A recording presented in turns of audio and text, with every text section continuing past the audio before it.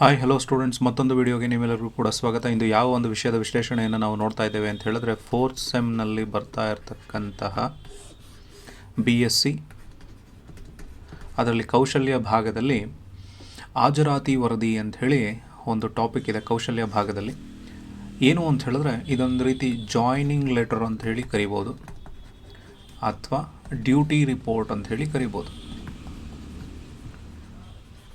ಇದರ ವಿಶ್ಲೇಷಣೆಯನ್ನು ಇವಾಗ ನಾವು ನೋಡ್ತಾ ಹೋಗೋಣ. ಅಂದರೆ ಹಾಜರಾತಿ ವರದಿ ಏನು ಹೇಳುತ್ತೆ ಅಂತ ಹೇಳಿದ್ರೆ, ಯಾವುದೋ ಒಬ್ಬ ವ್ಯಕ್ತಿ ಯಾವುದೋ ಒಂದು ಸಂಸ್ಥೆಗೆ ಆಯ್ಕೆಯಾಗಿ ಕೆಲಸಕ್ಕೆ ಸೇರಿಕೊಳ್ತಾ ಇರ್ತಾನೆ. ಆ ಸೇರಿಕೊಳ್ತಕ್ಕಂತಹ ಸಂದರ್ಭದಲ್ಲಿ ಅವನು ಕೊಡ್ತಕ್ಕಂತಹ ಒಂದು ಪತ್ರವನ್ನು ನಾವು ಏನಂತ ಕರಿತೀವಿ ಅಂದರೆ ಡ್ಯೂಟಿ ರಿಪೋರ್ಟ್ ಅಥವಾ ಜಾಯ್ನಿಂಗ್ ಲೆಟರ್ ಅಂತ ಹೇಳಿ ಕರಿತೀವಿ. ಆಮೇಲೆ ಕಾಲ್ ಲೆಟರ್ ಅಂತ ಹೇಳಿ ಕೊಡ್ತಾರಲ್ವ, ಅವರು ನಾವು ನಿಮ್ಮನ್ನು ಆಯ್ಕೆ ಮಾಡ್ಕೊಂಡಿದ್ದೀವಿ ಅಂತ ಹೇಳಿ ಸಂಸ್ಥೆ ಕಡೆಯಿಂದ ಅಥವಾ ಸರ್ಕಾರಿ ಇಲಾಖೆಗಳಿಂದ ಬರ್ತಕ್ಕಂಥದ್ದು.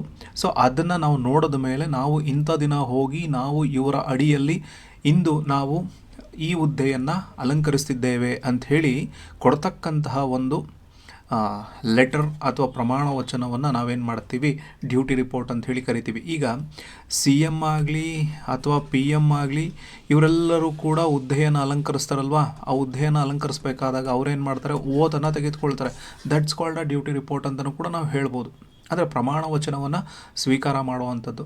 ಆದರೆ ಇಲ್ಲಿ ಸರ್ಕಾರಿ ಅಧಿಕಾರಿಗಳಾಗಲಿ ಅಥವಾ ನಾನ್ ಗೌರ್ಮೆಂಟ್ ಅಫಿಷಿಯಲ್ಸ್ ಆಗಲಿ ಅವರೇನು ಮಾಡ್ತಾರೆ ಅಂತ ಹೇಳಿದ್ರೆ, ಆ ಒಂದು ಸಂಸ್ಥೆಗೆ ತಾವು ಇವತ್ತಿನಿಂದ ಈ ಕಾರ್ಯಕ್ಕೆ ನಾವು ನಿಯೋಜನೆಯಾಗಿದ್ದು ಇಂದಿನಿಂದ ನಮ್ಮ ಕಾರ್ಯವನ್ನು ನಾವು ಸಲ್ಲಿಸ್ತಾ ಹೋಗ್ತೀವಿ ಅಂಥೇಳಿ ಕೊಡ್ತಕ್ಕಂಥದ್ದು. ಸೊ ಅದನ್ನು ನಾವು ಡ್ಯೂಟಿ ರಿಪೋರ್ಟ್ ಅಂತ ಹೇಳಿ ಕರಿತೀವಿ. ಇದರ ಒಳಗಡೆ ಏನೇನಿರುತ್ತೆ ಅಂತ ಹೇಳಿದ್ರೆ, ಅಂದರೆ ನಾವು ಈ ಒಂದು ಪತ್ರವನ್ನು ಬರೆಯೋದ್ರ ಒಳಗಡೆ ನಾವು ಯಾವತ್ತು ಕೆಲಸಕ್ಕೆ ಹಾಜರಾಗ್ತೀವಿ, ಯಾವ ಟೈಮಲ್ಲಿ ಹಾಕ್ತೀವಿ, ಯಾವ ಸ್ಥಳದಲ್ಲಿ ಹಾಕ್ತೀವಿ, ಅಂದರೆ ಈ ಪತ್ರದ ಮೂಲಕವಾಗಿ ಪತ್ರ ಸಂಖ್ಯೆಯನ್ನು, ದಿನಾಂಕವನ್ನು ಮತ್ತು ನಮ್ಮ ಹೆಸರು ಮತ್ತು ನಾವು ಯಾವ ಹುದ್ದೆಗೆ ಇದ್ದೇವೆ ಅನ್ನೋದೆಲ್ಲವನ್ನು ಕೂಡ ತಪ್ಪದೆ ಈ ಒಂದು ಪತ್ರದೊಳಗಡೆ ತಿಳಿಸ್ತಾ ಹೋಗ್ತೀವಿ. ಯಾಕೆ ಅಂತ ಹೇಳಿದ್ರೆ, ಜಾಯ್ನಿಂಗ್ ಲೆಟರ್ ಇಂಪಾರ್ಟೆಂಟ್. ಅಂದರೆ ಆ ವ್ಯಕ್ತಿ ಯಾವತ್ತಿನಿಂದ ಈ ಹುದ್ದೆಗೆ ಅವನು ಆಯ್ಕೆಯಾಗಿದ್ದಾನೆ, ಯಾವತ್ತಿನಿಂದ ಆ ಹುದ್ದೆಯನ್ನು ಅವನು ನಿರ್ವಹಣೆ ಮಾಡ್ತಾ ಹೋಗ್ತಾನೆ, ಯಾವ ದಿನಾಂಕದಿಂದ ಯಾವ ಹೆಸರಿನ ಆ ವ್ಯಕ್ತಿ, ಇದೆಲ್ಲವೂ ಕೂಡ ನಮಗೆ ಎಲ್ಲಿ ಗೊತ್ತಾಗುತ್ತೆ ಅಂತ ಹೇಳಿದ್ರೆ ಈ ಹಾಜರಾತಿ ವರದಿಯಲ್ಲಿ ಅಥವಾ ಜಾಯ್ನಿಂಗ್ ಲೆಟ್ರಲ್ಲಿ ಗೊತ್ತಾಗ್ತಾ ಹೋಗುತ್ತೆ. ಹಾಗಾದರೆ ಒಂದು ಪತ್ರವನ್ನು ನಾವಿವಾಗ ಮಾದರಿ ಪತ್ರವನ್ನು ನೋಡಿದ್ರೆ ನಮ್ಗೆ ಅರ್ಥ ಆಗ್ತಾ ಹೋಗುತ್ತೆ. ಏನು, ಸೊ ಫಸ್ಟಿಗೆ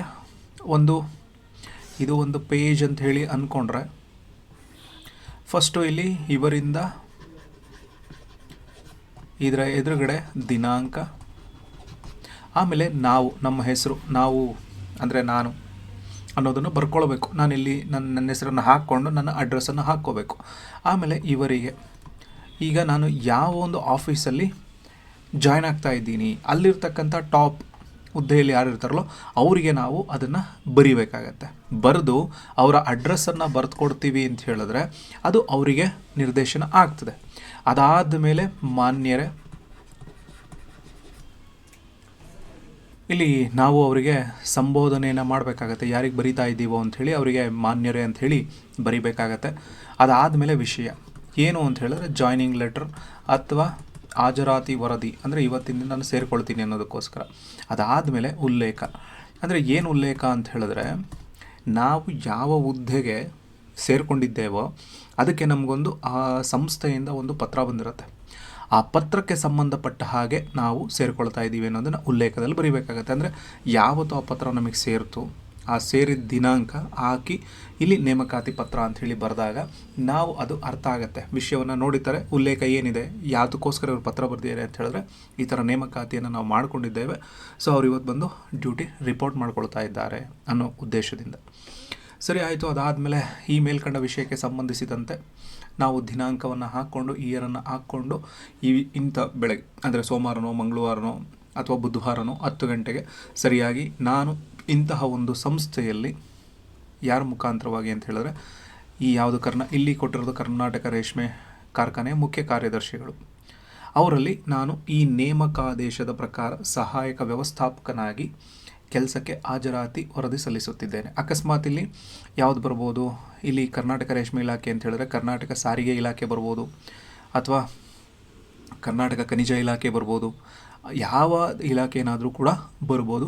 ಬಂದ ಮೇಲೆ ನಾವು ಯಾರಿಗೆ ಬರಿತಾ ಇದ್ದೀವಿ, ಮುಖ್ಯ ಕಾರ್ಯದರ್ಶಿಗೋ ಅವರ ಹೆಸರನ್ನು ಮೆನ್ಷನ್ ಮಾಡಿ, ನಾವು ಇವತ್ತಿನಿಂದ ಈ ನೇಮಕಾತಿ ಅಥವಾ ಈ ನೇಮಕಾದೇಶದ ಪ್ರಕಾರ ಇಂತಹ ಒಂದು ಹುದ್ದೆಗೆ ನಾನು ಹಾಜರಾಗೋದ್ರ ಮೂಲಕವಾಗಿ ಒಂದು ವರದಿಯನ್ನು ಸಲ್ಲಿಸ್ತಾ ಇದ್ದೇನೆ ಅಂಥೇಳಿ ಬರೆದ ಮೇಲೆ ಕೊನೆಯದಾಗಿ ವಂದನೆಗಳು, ಅದಾದಮೇಲೆ ತಮ್ಮ ವಿಶ್ವಾಸಿ ಅಂತ ಹೇಳಿ ಬರೆದು ಕೊಟ್ಟು ಅವ್ರಿಗೆ ಕೊಟ್ಟರೆ ನಾವು ಅವತ್ತಿಂದ ಆ ಒಂದು ಸಂಸ್ಥೆಯ ಒಳಗಡೆ ಅವತ್ತಿನ ಸಂದರ್ಭದಿಂದನೇ ನಾವು ಕೆಲಸವನ್ನು ಶುರು ಮಾಡೋದಕ್ಕೆ ಸಾಧ್ಯತೆ ಇದೆ.